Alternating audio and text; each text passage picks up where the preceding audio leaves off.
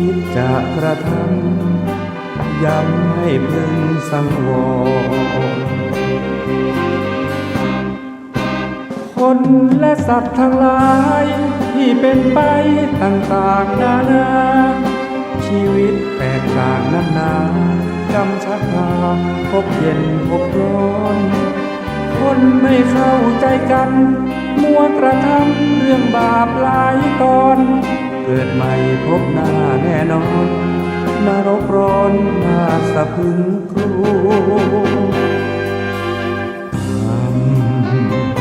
อำนาจกรรมกุศลกรรมหรืออกุศลกรรมไม่ควรกระท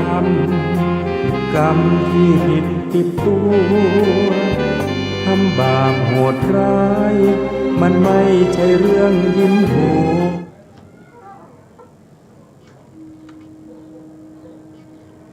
พุทธัง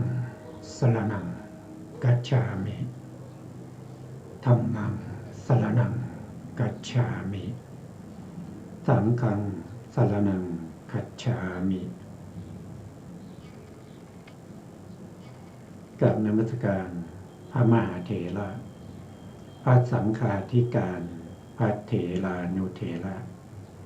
สวัสดีท่านผู้ฟังและผู้ชมทุกท่านที่ติดตามในรายการพระไตรปิฎกลอยฟ้าครั้งนี้เป็นครั้งที่139ซึ่งเราก็ยังพูดถึงในเรื่องของศีลยังไม่จบนะครับศีลที่เรานำมาพูดคุยกันนี้ก็นำมาจากวิสุทธิมรรคนะครับวิสุทธิมรรคซึ่งเป็นของวัดมหาธาตุนะครับครั้งที่แล้วเนี่ยเราพูดถึง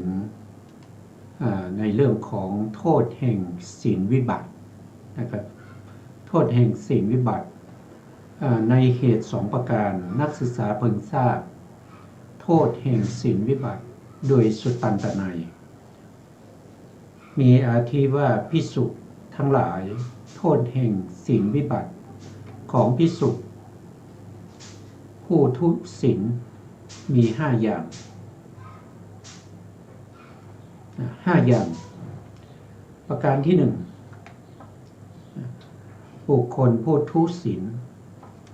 เพราะเหตุแห่งความทุศีลย่อมเป็นไปที่ชอบที่ย่อมไม่เป็นไป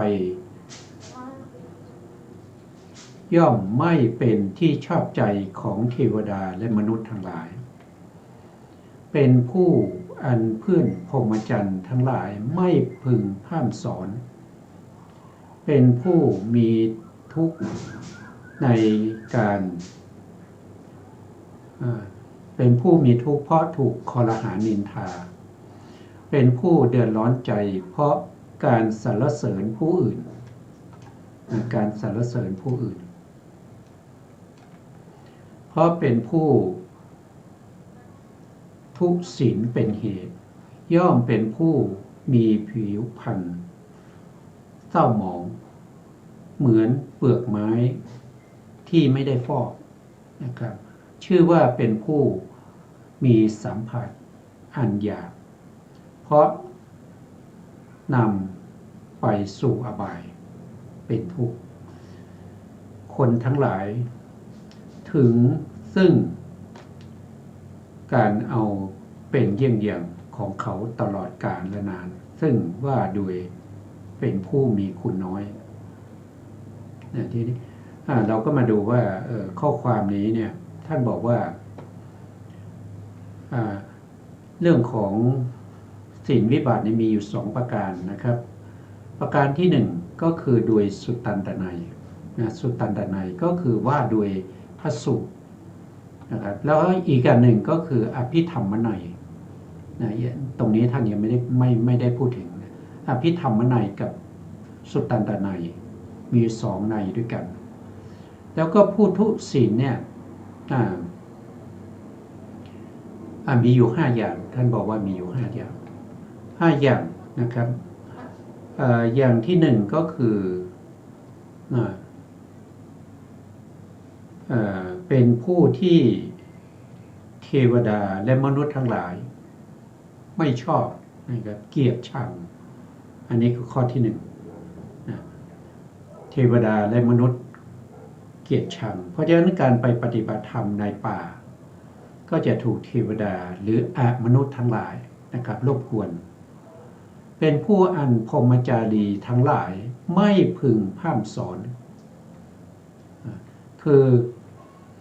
ถ้าผู้ทุศีลเนี่ยผู้ที่มีศีลเนี่ยเขาก็ไม่อยากอยู่ใกล้เพราะกลัวว่าจะถูกกล่าวหาว่าเป็นผู้ไม่มีศีลไปด้วยเพราะฉะนั้นสิ่งที่ผู้ทุศีลจะได้ฟังหรือว่าจะได้เข้าใจก็จะหมดไปเพราะว่าผู้มีศีลเขาไม่อยู่ใกล้เขาจะไม่พูดด้วยเขาจะไม่ร่วมกิจกรรมด้วยนะครับเพราะฉะนั้นเราก็ขาดการที่จะได้ฟังธรรมจากผู้มีศีลแล้วก็เป็นผู้ที่มีความทุกข์นะครับทุกข์เพราะอะไรก็เพราะทุกข์ว่าก็เพราะว่าเขานินทาเขาว่าร้ายเขาอาจจะนินทาเราว่าเราเป็นผู้ไม่มีศีลเป็นผู้เดือดร้อนใจเพราะการสรรเสริญของผู้มีศีลข้อนี้ก็คือหมายถึงว่าเขาสรรเสริญคนมีศีลน่ะเขาไม่ได้สรรเสริญเราอยู่ในที่นั้นเขาจะพูดถึงแต่คนที่เขามีศีลสรรเสริญว่าเป็นคนดีเป็นคนที่รักษาศีลนะครับยอมเสียสละไม่ว่าจะเป็นลาภสักการะเรื่องยศเรื่องญาตินะครับเรื่องอวัยวะเรื่องชีวิตเนี่ยเขาสละได้เพราะเขารักษาศีลแล้วเราก็มาดูตัวเราว่าตัวเรานี่แม้กระทั่งลาภนะครับเรายังไม่สามารถที่จะสละเพื่อจะรักษาศีลได้เลยแม้กระทั่งคำสรรเสริญที่เขาสรรเสริญผู้มีศีลเราได้ยินแล้วเราก็เดือดร้อนใจนะเราเดือดร้อนใจเพราะฉะนั้นก็ทำให้เราเนี่ยได้รับแต่ความทุกข์ความเดือดร้อนใจอยู่เสมอเพราะว่าเราไม่มีศีลแล้วก็ผู้ไม่มีศีลเนี่ยผิวพรรณเขานี่จะเศร้าหมองเหมือนกับเปลือกไม้ที่ยังไม่ได้ฟอกเปลือกไม้ที่ยังไม่ได้ฟอกก็คือเปลือกไม้ที่เป็นผ้าป่านที่หยาบนะครับสัมผัสไม่ค่อยดีสัมผัสก็จะรู้สึกว่ามันหยาบมันไม่ละเอียดเพราะมันเป็นผ้าเปลือกไม้ที่ยังไม่ได้ฟอกยังไม่ได้เอาไปย้อมไปทำให้ดีนะเพราะนำไปอบายทุกข์ให้แก่คือถ้าเราสมมติว่าเราเป็นผู้ใหญ่คือเราเป็นพระผู้ใหญ่บวชมานานเป็นมหาเถระแต่เราไม่มีศีลเนี่ยเราไม่มีศีลเราทำแต่สภาวะที่ทุศีลอย่างนี้เราได้เป็นอุปัชฌาย์เมื่อเราเป็นอุปัชฌาย์เนี่ยลูกศิษย์ลูกหาของเราเนี่ยก็จะประพฤติปฏิบัติตามเห็นอาจารย์เนี่ยทานอาหารเย็นลูกศิษย์ลูกหาก็จะทานมาม่าตอนเย็นอย่างเงี้ยเลยเวลาวิกาลแล้วก็ยังทานอาจารย์จะไปกล่าวจะไปว่าลูกศิษย์ลูกหาก็ไม่ได้นะเพราะตัวเองเป็นผู้ปฏิบัติเป็นตัวอย่างอย่างเงี้ยอาจารย์ไม่เข้าทำวัดเลยนะครับวัดเช้าก็ไม่ทำวัดเย็นก็ไม่ทำอย่างเงี้ยมันก็เป็นตัวอย่างให้แก่พระเนนที่เข้ามาบวชใหม่ได้ซึมซับเอาสิ่งที่ไม่ดีไปนะครับอันนั้นก็เป็นทุกข์ไปตลอดกาลและนานนะครับทุกข์ของตัวเองแล้วยังเป็นเยี่ยงอย่างเป็นตัวอย่างให้แก่ภิกษุที่บวชมาใหม่นะครับพวกนี้ก็เป็นสิ่งที่ไม่ควรจะมีนะครับไม่ควรจะมีในพระพุทธศาสนา นะครับเพราะพุทธศาสนาเนี่ยผู้ที่บวชเข้ามาเนี่ยก็จะเป็นผู้ที่มีศรัทธาแต่ปัจจุบันเนี่ยผู้ที่บวชด้วยศรัทธานี่ก็จะมีน้อยแล้วนะครับส่วนมากก็บวชตามประเพณีเขาให้บวชก็บวชนะครับไม่ได้สมัครใจจะบวชไม่ได้น้อมไปในสภาวธรรมที่เป็นไปตามความเป็นจริงที่เป็นอยู่ในแต่ละวันแต่เข้าไปบวชเพื่อจะเอาใจบิดามารดาหรือญาติผู้ใหญ่ที่เขาขอให้บวชไปอย่างนั้นนะครับบวชไป7 วันก็ลาสิกขา15 วันก็ลาอย่างมากก็เดือนหนึ่งอย่างนี้ก็ทำให้พระพุทธศาสนาของเราเนี่ยจะเลือกเฟ้นบุคคลที่มีคุณธรรมก็เป็นไปได้ยากนะครับผู้ที่มีคุณธรรมมีความรู้ความเข้าใจเขาก็ไม่มาบวชผู้ที่มาบวชก็เป็นใครก็เป็นบุคคลที่ชาวบ้านเขาไม่ต้องการคือหมายถึงว่าพ่อแม่เห็นว่าลูกของตัวเองเนี่ยนะครับประพฤติปฏิบัติไม่ดีนะครับชอบเป็นอันธพาลดื่มสุราพวกนี้เอามันไปบวชเลยนะครับให้มันไปศึกษาพระธรรมมันเป็นไปไม่ได้นะครับมันเป็นไปไม่ได้เพราะฉะนั้นเข้าไปบวชแล้วไปเจอกับอาจารย์หรืออุปัชฌาย์ที่เขาไม่รักษาศีลเนี่ยก็จะทำให้ผู้ที่เข้าไปบวชนั้นยิ่งไปซับซึมเอาสิ่งที่ไม่ดีมานะครับนั้นก็เป็นปัญหาอยู่ทุกวันนี้นะครับเพราะทำไม ไม่มีผลมากนะครับทำไมถึงไม่มีผลมากเพราะว่าเขาเป็นคนทุศีลเวลาที่เราถวายทายทานนะครับทายกทายิกาหรืออุบาสกอุบาสิกาเนี่ยใส่บาตรทุกวันนะครับถวายอาหารทุกวันถึงเวลาก็ถวายจีวรถวายไตรจีวรบ้างอัฐบริขารอย่างเงี้ยผู้ที่ถวายก็ได้รับผลน้อยเพราะว่าผู้รับนั้นเป็นผู้ทุศีลนะครับไม่มีศีลไม่บริสุทธิ์ก็เลยทำให้ทายทานที่ถวายไปเนี่ยมีผลน้อยนะท่านบอกว่านะครับพระพุทธองค์ได้แสดงไว้นะครับว่าการให้ทานแก่เดรัจฉานเนี่ยมีผล100 เท่านะแต่การให้ทานแก่บุคคลที่ทุศีลคือไม่มีศีลเนี่ยก็จะมีผล1,000 เท่าอย่างเงี้ยนะครับแต่ถ้าเป็นผู้มีศีลเนี่ยก็จะมีเป็น10,000 เท่านะถ้าเป็นผู้มีศีลแล้วก็มีคุณธรรมนะมีคุณธรรมมีอริยมรรคเนี่ยจะหาผลประมาณไม่ได้นะครับก็จะมีมากมายนะครับยิ่งเป็นบุคคลที่ได้เป็นพระอนาคามีหรือว่าได้เป็นพระอรหันต์แล้วเนี่ยท่านมีอภิญญาด้วยท่านสามารถที่จะเข้านิโรธสมาบัติท่านเข้านิโรธสมาบัติก็คือท่านเข้าลักษณะว่าคล้ายๆกับการเข้าฝึกปรินิพพานฝึกปรินิพพานอย่างไรนะครับก็คือหมายถึงว่าเวลาเข้านิโรธสมาบัติแล้วเนี่ยจิตตชรูปจะดับนะจิตตชรูปดับนะครับแล้วก็จิตก็ดับเจตสิกก็ดับนะเหลือแต่กรรมชรูปอุตุชรูปอาหารและรูป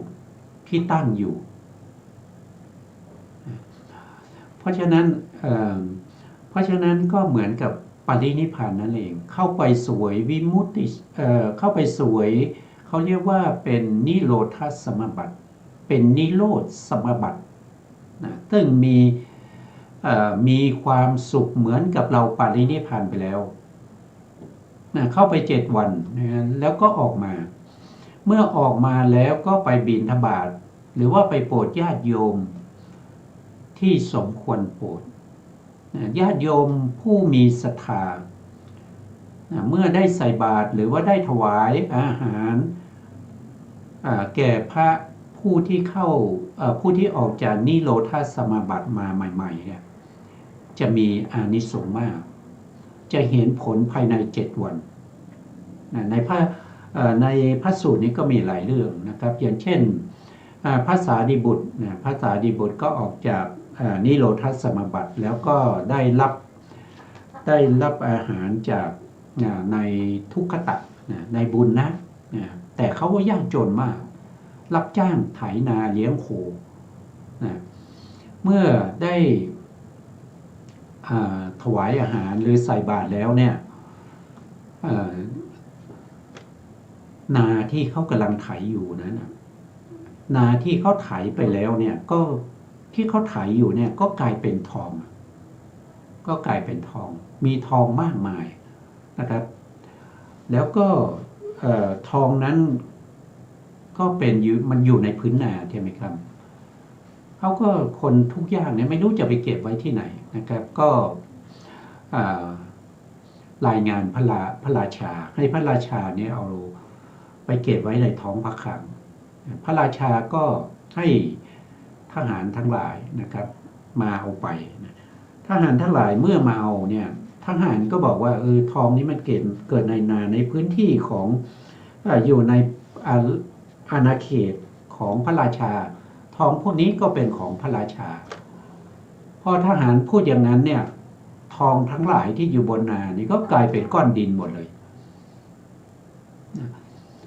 เมื่อทหารเห็นอย่างนั้นก็กลับคำพูดนะครับว่าทองเหล่านี้เป็นของนายบุญนะซึ่งเป็นบุคคลที่ทุกยากเข็นใจก็กลับกลายเป็นทองอีกนะครับเมื่อเอาทองไปไว้ในพระราชวังแล้วเนี่ยในพระคลังเมื่อไปไว้แล้วพระราชาก็แต่งตั้งนายบุญนาเนี่ยให้เป็นเศรษฐีให้เป็นเศรษฐีรายละเอียดก็ไปศึกษาได้ในพระสูตรนะครับแล้วก็อย่างเช่นพระกัสสปะมหากัสสปะเนี่ยท่านก็เข้านิโรธาสมาบัติออกจากนิโรธาสมาบัติเท้าสกะนี่เป็นบุคคลที่เป็นเจ้าแห่งเทวดาในชั้นดาวดึงส์ในชั้นดาวดึงส์เมื่อ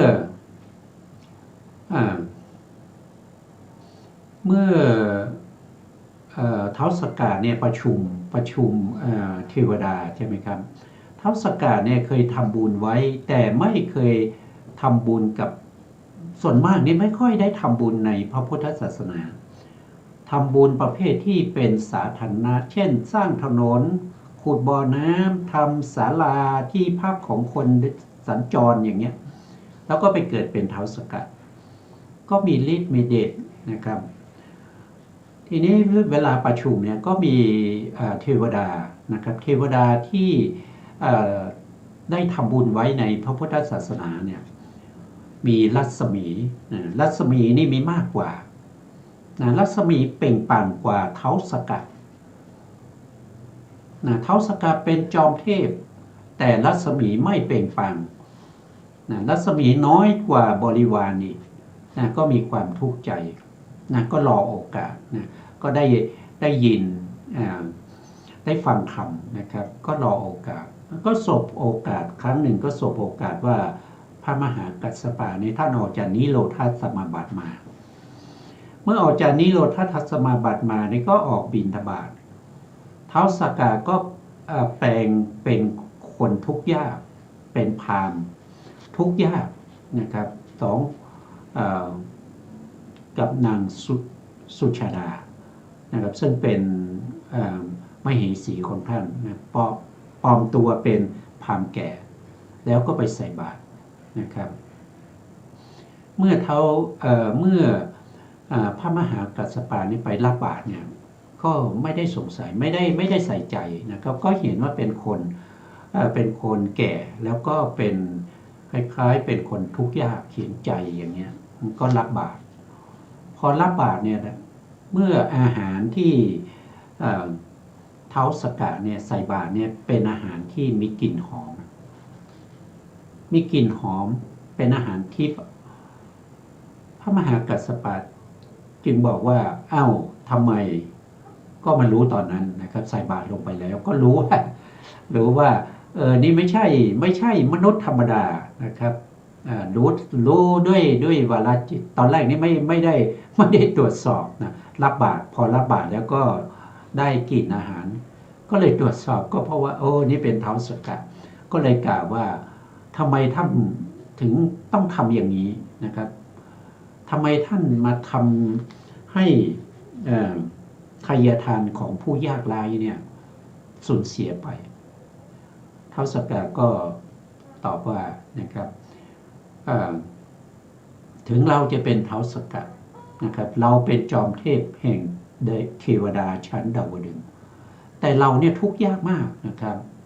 เราไม่เคยทำบุญในพระพุทธศาสนาเลยรัศมีกายของเราก็มีน้อย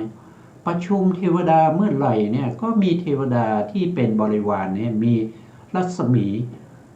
เปล่งปลั่งนะครับเราก็ทุกข์ใจนะครับทุกข์ใจนะครับไม่ค่อยจะไม่เวลาที่อยู่ใกล้เนี่ยไม่ค่อยจะกล้าที่จะพูดอะไรสั่งอะไรเพราะเขามีรัศมีสว่างไสวยิ่งกว่าเราสินะขอท่านจงรับอาหารของเราเถิดนะเราทุกข์ใจมากทุกวันนี้นะเสร็จแล้วพระมหากัสสปะก็ไม่ได้ปฏิเสธอะไรนะครับเท้าสกะก็กลับไปนะพอกลับไปแล้วรัศมีของเท้าสกะเนี่ยก็เปล่งปลั่งนะครับยิ่งกว่าเทวดาทั้งหลายที่อยู่ในดาวดึงส์นะครับอันนี้ก็แสดงให้เห็นว่าผู้ที่เขามีศีลมีคุณธรรมเนี่ยเขาให้ผลได้ทันตาเห็นใช่ไหมครับภายใน7 วันสำหรับบุคคลที่เป็นพระอรหันต์แล้วก็เข้านิโรธสมาบัติอย่างเช่นพระสารีบุตรกับพระมหากัสสปะเนี่ยทำให้ผู้ที่ใส่บาตรกับท่านหลังจากที่ท่านออกจากนิโรธสมาบัติเนี่ยได้รับผลภายใน7 วันนี่ก็เป็นแต่ถ้าคนที่ไม่มีศีลใช่ไหมครับอย่างปัจจุบันเนี่ยเราก็ไปหาพระที่เป็นพระอรหันต์เนี่ยก็หายากอ่ะถามว่ามีไหมก็ตอบว่าจะมีหรือไม่เราก็ไม่รู้นะครับแต่ถ้าพูดโดยอัตถกถานะครับอัตถกถาเนี่ยปัจจุบันเนี่ยไม่มีพระอรหันต์นะมีแต่พระอนาคามีทำไมบอกว่าอย่างนั้นก็ในอัตถกถาแสดงไว้อย่างชัดเจนนะครับว่าพระอรหันต์ที่มีปฏิสัมภิทามีอภิญญามีวิโมกข์8เนี่ยจะมีเฉพาะในช่วงที่หลังพุทธกาลมาไม่เกิน 1,000 ปีนะถ้าพศเกินกว่า 1,000 ปีแล้วจะไม่มีพระอรหันต์ประเภทที่เป็นผู้ที่พระอรหันต์ที่มีการแสดงฤทธิ์มีอภิญญานะมีอภิญญา6มีวิโมกข์8นะครับมีปฏิสัมภิทาอะไรพวกนี้จะไม่มีอันนี้คืออัตถกถาแสดงไว้ว่าตามอัตถกถานะครับนะแล้วก็หลังจากนั้นมาอีก 1,000 ปี 1,000 ปีก็คือจากพศ 1,000 จนถึงพศ 2,000 เนี่ยพระอรหันต์ยังมีอยู่แต่พระอรหันต์เหล่านี้เป็นพระอรหันต์ที่ไม่มีฤทธิ์นะครับเป็นพระอรหันต์ประเภทสุขวิปัสสกะท่านเป็นผู้สิ้นกิเลสแล้วแต่ท่านไม่สามารถแสดงได้จะอยู่ในช่วงพศ 1,000 ถึง 2,000 นะหลังจากนั้นนะครับพศ 2,000 ไปจนถึงพศ 3,000 เนี่ยจะไม่มีพระอรหันต์มีแต่พระอนาคามีอันนี้ท่านว่าไว้อย่างนั้นนะครับนะตั้งแต่ตอนนี้เราอยู่ในช่วง 2,500 นะ 2,500 2,600 นะเพราะฉะนั้นอยู่ในช่วงที่3ก็คือเลยจาก 2,000 กำลังจะขึ้น 3,000 นั่นแสดงว่าปัจจุบันนี้เรามีแต่ พระอนาคามีนะครับท่านแสดงไว้อย่างนั้นนะแสดงอย่างนั้นนะครับผมไม่ได้พูดเองนะหลังจากนั้นนะครับหลังจากพศ3000ไปจนถึงพศ4000เนี่ยพระอนาคามีนี้จะไม่มีอีกแล้วพระอรหันต์ก็ไม่มีพระอนาคามีก็ไม่มีมีแต่พระสกทาคามีแล้วก็พระโสดาบัน3,000 ถึง 4,000เนี่ยมีสกทาคามีกับโสดาบันแล้วหลังจากนั้น 4,000 ไปถึง 5,000เนี่ยพระสกทาคามีไม่มีนะครับจะเหลือเฉพาะพระโสดาบันมันก็แสดงไว้อย่างนั้นนะครับอันนี้ก็ว่าไปตามอัตถกถานะเราก็มาดูต่อในที่เราศึกษาอยู่นะครับพูดถึงเรื่องของการให้ผลแล้วก็มีผลมากหรือว่าให้ผลแล้วมีผลน้อยหรือไม่มีผลจริงๆแล้วการให้ทานเนี่ยมีผลอยู่แล้วนะครับไม่ใช่เพียงแต่ว่าผลนั้นมันจะน้อยแค่นั้นเองนะครับให้ผลให้ทานก็ต้องมีผลรักษาศีลก็ต้องมีผลผู้ศีลทำลายศีลก็ต้องมีผลแล้วก็เป็นคนที่ใจกระด้างไม่มีเมตตาไม่เคยให้ทานคิดแต่จะเอาอันนั้นก็มีผลเหมือนกันการกระทำคือกรรมที่กระทำไปไม่ว่าจะดีจะชั่วย่อมมีผลเหมือนกันทั้งหมดแล้วกรรมดีกับกรรมชั่วนี้จะไม่ปะปนกันนะครับกรรมดีก็ให้ผลในส่วนที่ในการที่ทำดีให้ผลมาเป็นสิ่งที่ดีนะให้ผลเป็นความสุขใครทำกรรมชั่วกรรมนั้นให้ผลก็ได้รับผลของกรรมชั่วก็คือความทุกข์นะจะเป็นทุกข์อะไรก็แล้วแต่ว่าจะเป็นทุกข์ในปฏิสนธิการหรือในประวัติการก็แล้วแต่จังหวะเวลาของกรรมนั้นจะมีโอกาสให้ผลนั่นเองเราไม่สามารถที่จะไปกำหนดกฎเกณฑ์ให้กรรมนั้นให้ผลหรือไม่ให้ผลกรรมก็เป็นไปตามกรรมเป็นไปตามธรรมชาติเป็นไปตามนิยามของกรรมนั้นเขาจะให้ผลแต่ต้องมีโอกาสให้มีจังหวะเวลาที่เขาจะให้ผลนะเราก็มีแต่ประโยคะเท่านั้นนะครับที่เราสามารถที่จะทำให้ผลนั้นเกิดขึ้นได้แต่จะเกิดไม่เกิดก็ขึ้นอยู่กับสมบัติ4วิบัติ4นะครับการยุคสมัยนะครับยุคสมัยว่าอยู่ในบริเวณหรือว่าอยู่ภายใต้ปกครองของคนที่เป็นสัมมาทิฏฐิบุญก็จะให้ผลได้ง่ายถ้าอยู่ภายใต้ของบุคคลที่เป็นมิจฉาทิฏฐิเป็นผู้ปกครองผลของบุญก็ให้ผลได้ยากแต่อกุศลจะให้ผลได้ง่ายขึ้นอยู่กับภพภูมิอีกเราเกิดมาในภพภูมิไหนนะถ้าเราไปเกิดเป็นเทวดากรรมที่เป็นอกุศลก็ถูกห้ามไว้ให้ผลยากถ้ามาเกิดเป็นมนุษย์ทั้งกุศลและก็อกุศลก็ให้ผลได้เสมอกันขึ้นอยู่กับตัวเราว่าเราจะมีประโยชน์ที่เป็นไปในสมบัติหรือวิบัติถ้าเป็นวิบัติเราก็จะได้รับผลชั่วถ้าเป็นสมบัติเราก็จะได้รับผลดีเกิดในนรกหรือสัตว์เดรัจฉานเปรตอสุรกายพวกนี้อกุศลก็ให้ผลง่ายกุศลให้ผลยากก็จะเป็นลักษณะอย่างนี้แล้วก็อีกอย่างหนึ่งก็คืออุปธิก็คืออวัยวะอวัยวะสมบูรณ์ไหมตาบอดหรือเปล่าหูหนวกหรือเปล่าแขนขาดหรือเปล่าขาขาดหรือเปล่าเป็นคนที่เขาเรียกว่าเด็กพิเศษคือเป็นผู้ที่มีปัญหาในเรื่องของความนึกคิดนะครับเป็นไหมอีกอย่างนี้ก็มีผลนะอันนี้ก็เป็นเรื่องของการให้ผลของกรรม แต่กรรมที่เราทำไปนั้นทั้งหมดทั้งมวลไม่มีใครที่จะไปตัดกรรมได้ กรรมจะต้องตามเราไปทุกภพทุกชาติจะให้ผลได้ต่อเมื่อสบโอกาสมีอย่างเดียวถ้าเราจะทำให้เป็นอโหสิกรรม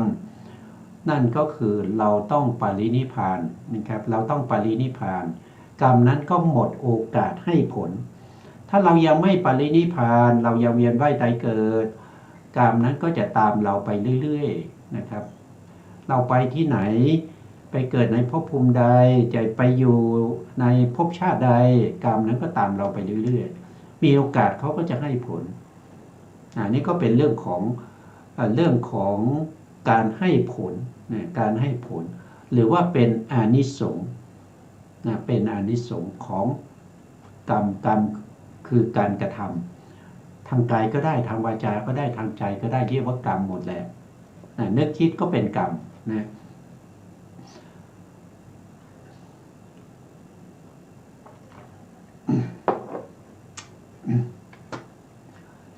ท่านบอกว่าเป็นผู้ล้างให้สะอาดได้ยากเหมือนกับหลุมคูดที่หมักหมมไว้เป็นเวลานานคือผู้ที่ทุศีลเนี่ยเขาเปรียบเสมือนกับว่าเป็นส้วมนะครับส้วมที่ใช้มานานไม่เคยล้างไม่เคยขัดเลยนะคนใช้ก็เยอะคนนั้นก็ใช้คนนี้ก็ใช้มานานปีไม่สามารถที่จะทำให้สะอาดได้ท่านว่าอย่างนั้นนะครับบางครั้งน้ำไม่มีถ่ายแล้วก็ไม่รู้ไม่ได้ล้างไม่ได้กดนะครับก็ทำให้หมักหมมอยู่ในส้วมนั้นนะเป็นผู้เสื่อมจากประโยชน์ทั้งสองประโยชน์ทั้งสองท่านบอกว่าประโยชน์ทั้งสองนะประโยชน์ทั้งสองก็คือตรงนี้ก็ท่านไม่ได้อธิบายไว้นะครับเราดูต่อไปนะประโยชน์ทั้งสองคืออะไรนะครับตรงนี้นะเหมือนรุ่นฟืนเผาศพนะถึงแม้ว่าจะปฏิญาณตนว่าเป็นภิกษุก็ไม่เป็นภิกษุนั้นแหละเหมือนรุ่นฟืนเผาศพเนี่ยท่านอธิบายไว้ว่าฟืนที่เผาศพเนี่ยก็เหมือนกับฟืนที่มีไฟติดที่ปลายทั้งสองข้างแล้วตรงกลางเนี่ยก็จะมีอุจจาระนะครับตรงกลางนี่มีอุจจาระ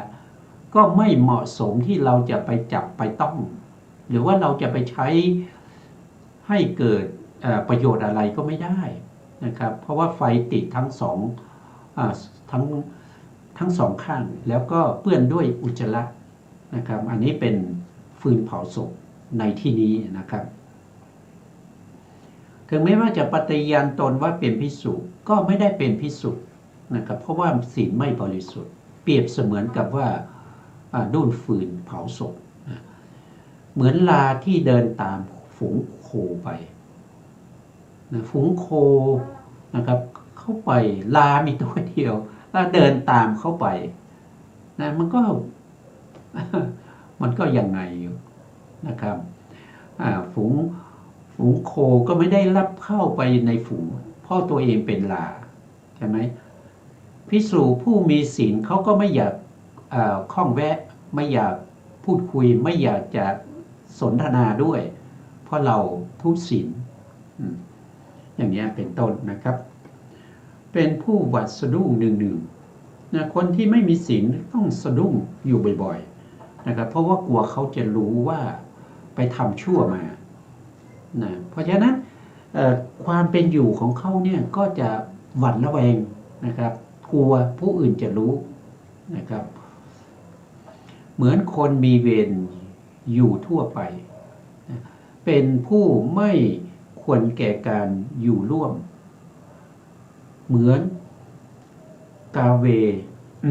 กะเลวราชกะเลราชนะกะเลวราชของคนตาย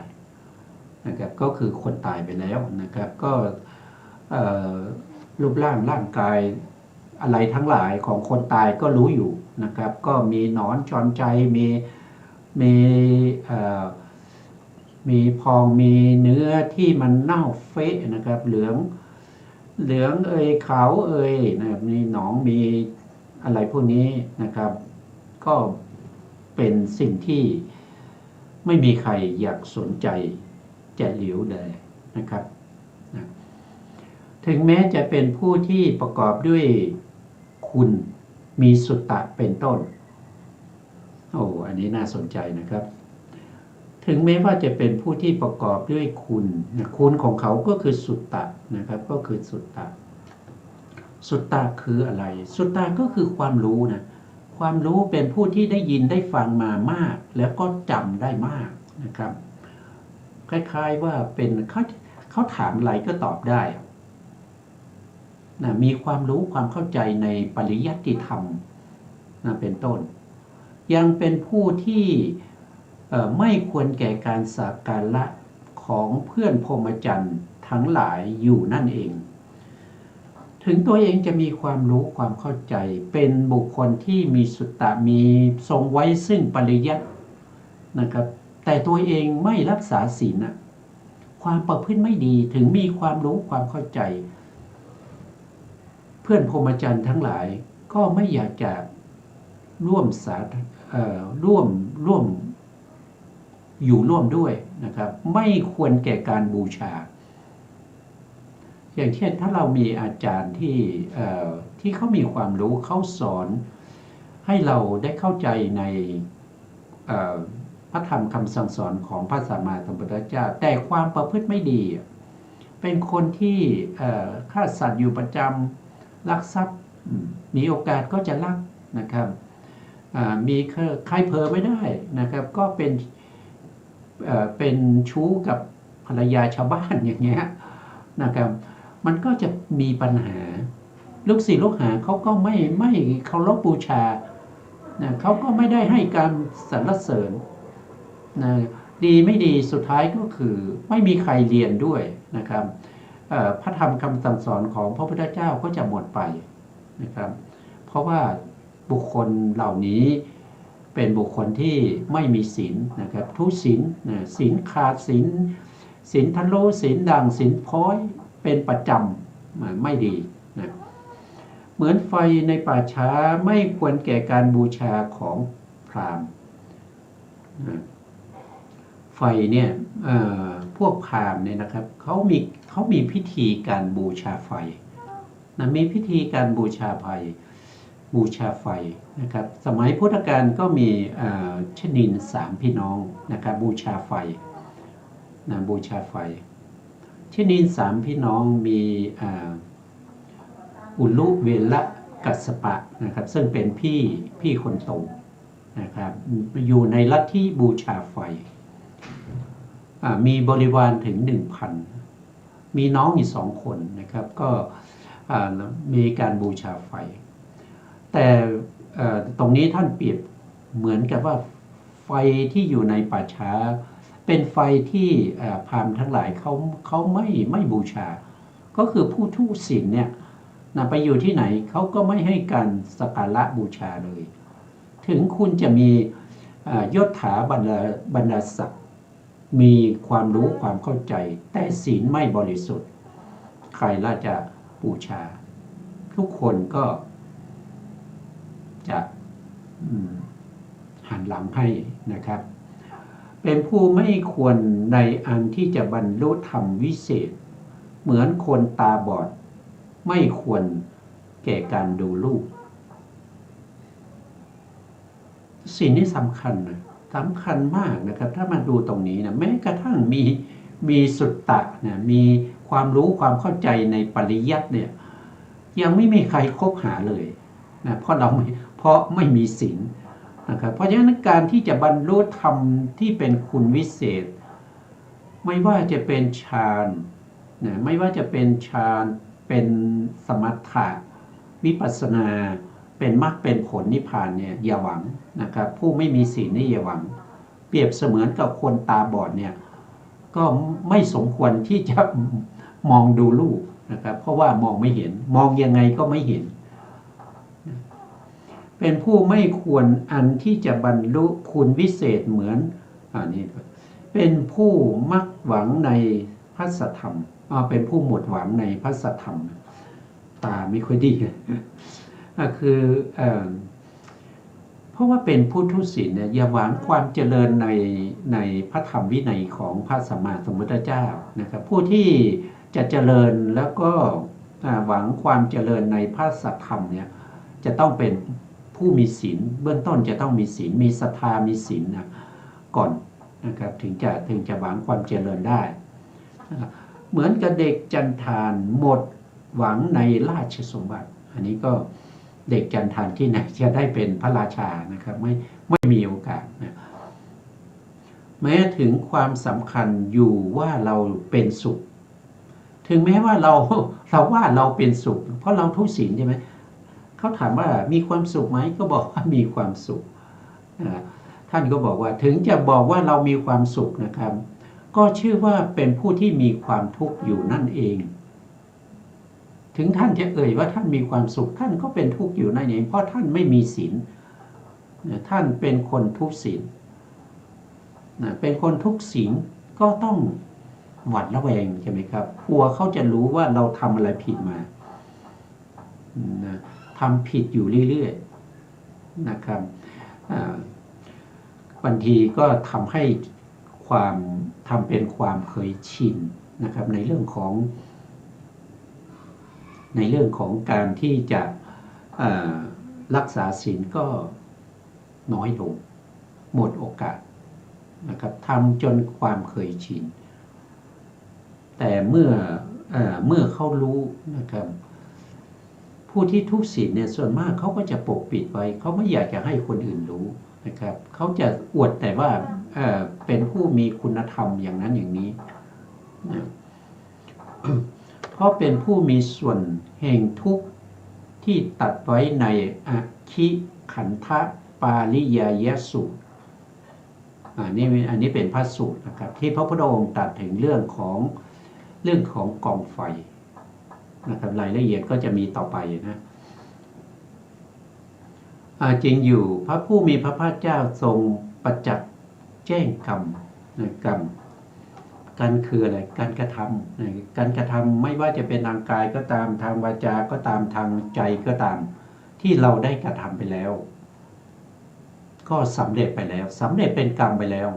จะแก้ได้ยังไงมันล่วงเลยเวลามาแล้วเป็นกรรมไปแล้วรอแต่ว่ากรรมนั้นจะให้ผลนะครับให้ผลมาเป็นวิบากของกรรมด้วยประการทั้งปวงเมื่อจะทรงแสดงทุกข์อันเผ็ดร้อนยิ่งขึ้นไปแก่ผู้ทุศีลนั้นนะครับเป็นปัจจัยสามารถที่จะทำความร้อนรนแห่งใจให้เกิดก็คือพระพุทธองค์ทรงแสดงในเรื่องของอาคิกะขันธสูตรเนี่ยก็เพราะจะให้พระภิกษุทั้งหลายเนี่ยรู้ถึงความสำคัญของศีลความทุศีลเนี่ยเป็นสิ่งที่ไม่ควรที่จะทำนะครับเพราะว่านำมาแต่ความทุกข์ความเดือดร้อนความเศร้าใจความไม่สบายใจให้ผลเป็นความทุกข์นะและบรรดาความกระอักเลือดอย่างสดๆให้เป็นไปตรงนี้ก็คือหมายถึงมีพระสูตรอยู่นะครับมีภิกษุที่ทุศีลพระพุทธองค์ก็แสดงเรื่องของศีลให้ฟังภิกษุเหล่านั้นก็เกิดอาการกระอักเลือดนะครับแล้วก็บางคนก็ลาสิกขาไปบางคนก็กลับตัวกลับใจได้ประพฤติดีปฏิบัติชอบภายหลังก็ได้เป็นพระอริยบุคคลก็จะพระพุทธองค์แสดงเพื่อจะดัดนิสัยเปลี่ยนนิสัยของผู้ที่ทุศีลถ้าทนไม่ได้ก็ลาสิกขาออกไปให้เป็นไปแม้เพียงระลึกถึงแก่ภิกษุผู้ทุศีลมีจิตกำหนัดด้วยความยินดีในสุขอัน เกิดแต่การบริโภคเบญจกรรมคุณเบญจกรรมคุณก็คือกรรมคุณห้านั่นเองนะครับเบญจาก็ห้าเนี่ยนะก็พูดหลายครั้งนะพูดบ่อยๆนะครับก็คือ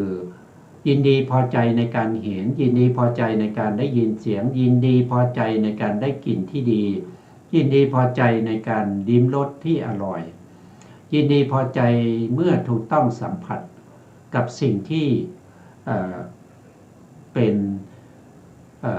นสิ่งที่เราชอบนะครับบางคนอาจจะชอบถ้าพูดถึงนุ่มนิ่มเนี่ยบางคนอาจจะไม่ชอบบางคนอาจจะชอบแข็งนะบางคนอาจจะชอบอ่อนบางคน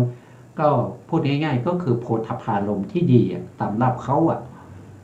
นะแล้วแต่ปัจโยค่าของแต่ละบุคคลว่าบุคคลนั้นชอบอะไรนะเขาก็ชอบเขาก็ติดอยู่อย่างนั้นอันนั้นเรียกว่าเป็นกามคุณอารมณ์เป็นกามคุณอารมณ์ห้านะคือสีเสียงกลิ่นรสแล้วก็สัมผัสและสุขเกิดจากการกราบไหว้นับถือเป็นต้นนะตรงนี้ก็คือหมายถึงว่าเราเป็นพระภิกษุเนี่ยเราเป็นบุคคลที่ทุศีลแต่ก็ยังยินดีพอใจที่มีญาติโยมมากราบมาไหว้นะครับหรือว่าจะมีผู้มีศักย์ใหญ่นะครับอย่างเช่นผู้อำนวยการโรงเรียนที่มีชื่อเสียงมากราบมาไหว้เราหรือว่าในอำเภอมาไหว้มากราบเราหรือว่าผู้ว่าราชการจังหวัดหรือว่าจะเป็นรัฐมนตรีนายกรัฐมนตรีนะครับหรือว่าเป็นพระราชานะครับมากราบมาไหว้เราก็ยินดีพอใจแต่เบื้องหลังเราเป็นบุคคลที่ทุศีลอย่างนี้ก็ยังไปกับเขามากราบมาว่ายินดีพอใจในการกระทำของผู้มียศใหญ่นะครับจึงได้ตัดพระโอวาทนี้นะครับก็คืออคิขันธสูตรนั่นเองก็คือว่าด้วยเรื่องของกองไฟภิกษุทั้งหลายเธอเห็นหรือไม่นั่นนะครับคือหมายถึงว่าสมัยหนึ่งพระผู้มีพระภาคเจ้าเนี่ยได้เสด็จนะครับไปโปรดสัตว์ทั้งหลายผ่านไปในป่านะครับแล้วก็มีกองไฟกำลังไหม้นะครับกำลังไหม้ป่าอยู่นะครับพระพุทธองค์ก็บอกภิกษุทั้งหลายว่าภิกษุทั้งหลายพวกเธอเห็นหรือเปล่าว่าไฟกองใหญ่ที่ติดอยู่โน่นนะมีเปลวมีแสงชุดช่วงอยู่ภิกษุเหล่านั้นก็กลับทูลว่าเห็นพระเจ้าข้านะครับพระพุทธองค์ก็ตรัสตอบว่าเธอทั้งหลายจะสำคัญความข้อนั้นเป็นไฉนคือการที่ภิกษุพึงเข้าไปนั่งหรือเข้าไปนอนกอดกองไฟใหญ่ที่ลุกติดอยู่มีเปลวแสงช่วงอยู่นั้นเป็นสิ่งที่ประเสริฐหรือการที่ภิกษุเข้าไปนั่งเข้าไปนอนกอดนางสาวกษัตริย์นางสาวพรามณีหรือนางสาวขหบดีก็คือเข้าไปกอดผู้หญิงนะครับนอนกอดผู้หญิงนะครับผู้ที่มีเท้าอ่อนนุ่มนะมีมือและเท้าที่อ่อนนุ่มนะเหมือนปุยนุ่น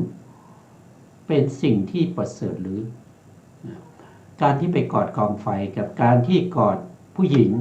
นะครับอะไรประเสริฐกว่ากันพูดง่ายๆอย่างนี้ภิกษุเหล่านั้นก็ทูลว่านะครับการที่เข้าไปนั่งไปนอนกอดนางสาวกษัตริย์นางสาวพรามนางสาวขหบดีที่มีมือและเท้านุ่มนะครับประเสริฐกว่านะครับเป็นสิ่งที่ประเสริฐกว่าพระพุทธเจ้าค่ะนะครับเพราะว่าการที่ภิกษุเข้าไปนั่งเข้าไปนอนกอดกองไฟใหญ่ซึ่งติดลุกมีเปลวมีแสงชุดช่วงนะช่วงอยู่น้นเป็นทุกข์พระเจ้าค่ะภิกษุก็ตอบว่าอย่างนี้นะพระพุทธองค์จะตรัสว่าอย่างไงนะครับพระพุทธองค์ก็ตรัสว่าภิกษุทั้งหลายเราจะบอกเธอทั้งหลาย จะแนะนำเธอทั้งหลายให้รู้แจ้งการที่พึงเข้าไปนั่งหรือเข้าไปนอนกอดกองไฟใหญ่ซึ่งติดมีเปลวมีแสงชดช่วงอยู่โน้นนั้นแลเป็นสิ่งที่ประเสริฐสำหรับภิกษุผู้มีศีลเลว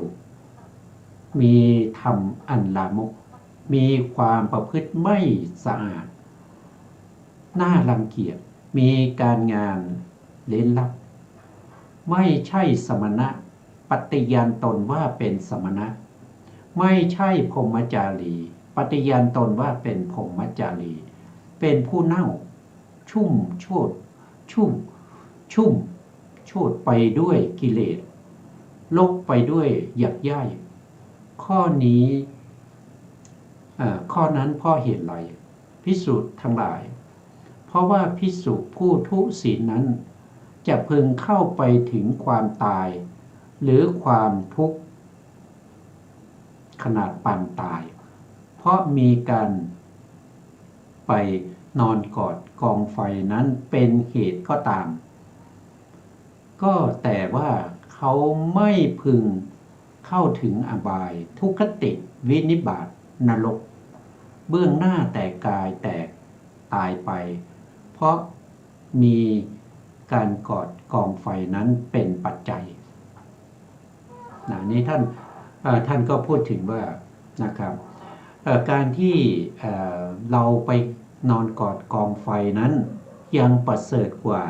การที่เราไปนอนกอดผู้หญิงนะครับเพราะว่าถึงแม้ว่าเรากอดกองไฟแล้วไฟนั้นมันจะเผาไหม้เราจนถึงความตายเราก็ไม่ต้องไปอบายไม่ต้องไปทุกขติวินิบาตนรกนะคือหมายถึงว่าไม่ต้องไปตกนรกถ้าเราไปนอนกอดกองไฟที่ติดนะครับท่านบอกอย่างนั้นนะต่อไปนะครับค้านทรงแสดงทุกข์ซึ่งมีการบริโภคเป็นจากกรรมคุณอันเนื่องมาด้วยสติเป็นปัจจัยก็คือหมายถึงว่าการที่เข้าไปนอนกอดสตรีนะครับอันนี้นะครับนอนกอดสตรีนะครับอยู่ในเดี๋ยวนะครับลองอ่านเดียวกันนะครับค้านแสดงทุกข์ซึ่งมีการบริโภคเบญจกรรมคุณอันเนื่องด้วยสติเป็นปัจจัยด้วยอุปมาด้วยกองไฟนี้แล้วจึงได้แสดงทุกข์ที่มีจากการกราบไหว้คือตรงนี้ท่านข้ามไปนะครับคือหมายถึงว่าถ้าเรายินดีที่จะกอดสตรีนอนกอดสตรีเนี่ยเราก็ทุศีลใช่ไหมเราก็ทุศีลเวลาเราตายเนี่ยเมื่อกายแตกนะครับตายไปเนี่ยก็เข้าถึงทุกขตินะเข้าถึงอบายทุกขติวินิบาตนรกซึ่งเป็นภพภูมิที่ให้ผลกรรมที่ให้ผลก็จะเป็นกรรมที่เป็นอกุศลธรรมโดยส่วนมากให้ผลได้โดยง่ายถ้าไปเกิดในนรกเนี่ยยากที่จะมีความสุขแม้กระทั่งไม่มีโอกาสที่จะหยุดหายใจนะครับได้รับแต่ความทุกข์ทรมานอยู่ตลอดเวลาในนรกก็คิดดูนะครับก็คิดดูว่าถ้าเราผิดศีลเราขาดศีลเนี่ย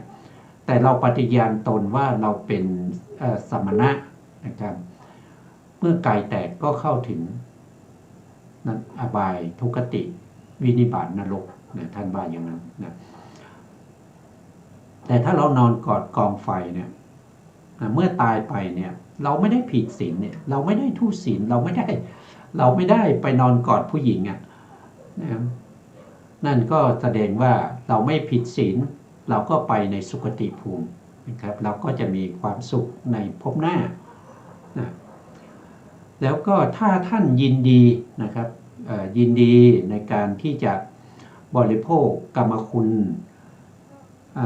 ณ5หรือว่ายินดีในการกราบไหว้บูชา นะครับรับจีวรอาหารบิณฑบาตเตียงตังวิหารปัจจัยอะไรพวกนี้โดยอุปมาเหมือนเชือกขนหนังสัตว์นะครับหอกแหลมนะแผ่นเหล็กก้อนเหล็กเตียงเหล็กต่างเหล็กและหม้อเหล็กทั้งหลายเหล่านี้ว่าก็คือหมายถึงว่าถ้าเรามีความยินดีเราเป็นสมมติเราเป็นคนเป็นทุศีลเราไม่มีศีลอย่างเงี้ยเราก็ยินดีในการกราบไหว้ในการบูชาในลาภสักการะทั้งหลายที่เข้ามาถวายเนี่ยเรามีความยินดีติดใจนะแต่เราไม่มีศีลนะก็เหมือนกับว่าเราเนี่ยถูกมัดด้วยขนหนังสัตว์นะครับถูกแทงด้วยหอกคมถูกแผ่นเหล็กร้อนๆมานาบตัวถูกก้อนเหล็กร้อนๆนะครับมาทับนะมีเตียงเหล็กนะครับเตียงเหล็กนี่ก็ลุกเป็นไฟอย่างเงี้ยต่างเหล็กเตียงเหล็กหม้อเหล็กนะครับหม้อต้มน้ำเราก็อยู่ในหม้อต้มนั้นอย่างเงี้ยจะทุกข์หรือสุขนะครับก็อันนี้ท่านได้แสดงนะครับภิกษุทั้งหลายเธอทั้งหลายจะสำคัญความข้อนั้นอย่างไรคือการที่บุรุษมีกำลังเอาเชือกขนหนังสัตว์มัดเหนี่ยวแขนทั้งสองนะครับตรงนี้ก็คือมัดไว้นะคือเอาเชือกที่เหนียวแล้วก็คือบาดมือได้ง่ายผูกมัดแขนของเราไว้นะครับถ้าเราขยับแขนนะครับขยับไปขยับมาเพื่อให้มันหลุดเนี่ยเชือกนั้นก็จะบาดผิวนะครับบาดผิวเข้าไปนะบาดผิวเข้าไปแล้วก็ไปบาดเอ็นบาดเนื้อบาดกระดูกเยื่อในกระดูกนะครับทำให้ได้รับความทุกข์ทรมานก็เปรียบเสมือนกับว่าผู้ทุศีลเป็นผู้ยินดีในการกราบไหว้ของกษัตริย์นะกษัตริย์นะมหาศาลพราหมณ์มหาศาลนะครับข้าบดีมหาศาลนะที่เข้ามากราบมาไหว้มาบูชามาถวายเครื่องราชสักการะทั้งหลายนะก็จะได้รับความทุกข์อย่างนั้นในโอกาสข้างหน้านะครับภิกษุทั้งหลายเธอทั้งหลายสำคัญความข้อนั้นเป็นไฉนคือการที่บุรุษมีกำลังเอาหอกนะครับเอาสิ่งที่มีคมนะครับมาทิ่มมาแทงนะครับมาทิ่มมาแทงมาตอกมาย้ำเรานี้เป็นสิ่งที่ประเสริฐหรือว่าการที่ผู้ทุศีลไปยินดีเพราะไปยินดีความพอใจในการกราบไหว้ของกษัตริย์อันนี้ก็ให้ไปคิดดูนะครับเพราะว่าวันนี้เวลาเราหมดนะเราจะพบกันในโอกาสต่อไปนะครับวันนี้เวลาหมด